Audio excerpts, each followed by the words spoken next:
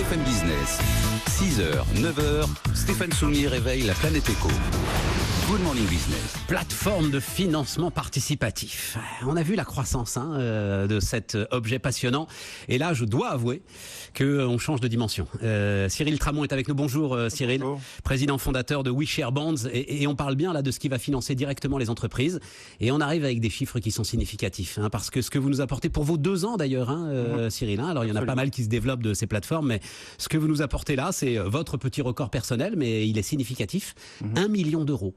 1 million d'euros de crédit pour une seule PME. Alors en l'occurrence, elle est dans la construction, c'est ça Absolument, oui, c'est un constructeur, un petit Bouygues si vous voulez, mais un petit Bouygues lyonnais et qui se porte très bien.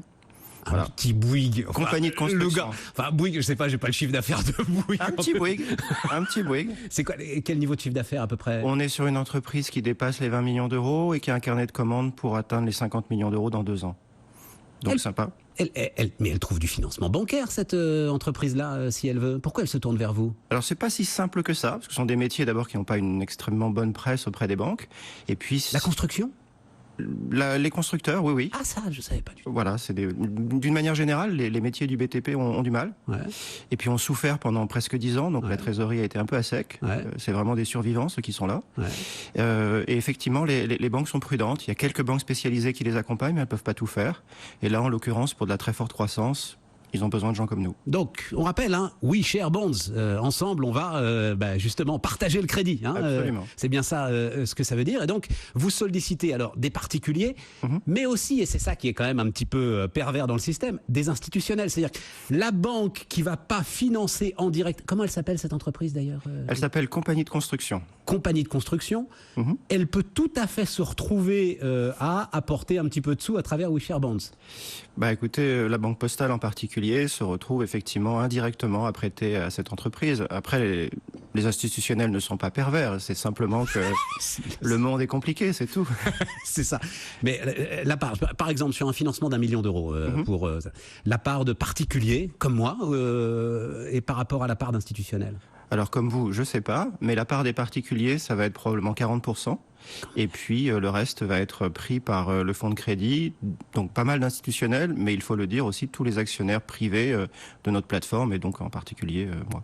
Des particuliers qui, alors, cherchent un rendement, cherchent une aventure, veulent, la fameuse phrase là, donner du sens à leur épargne.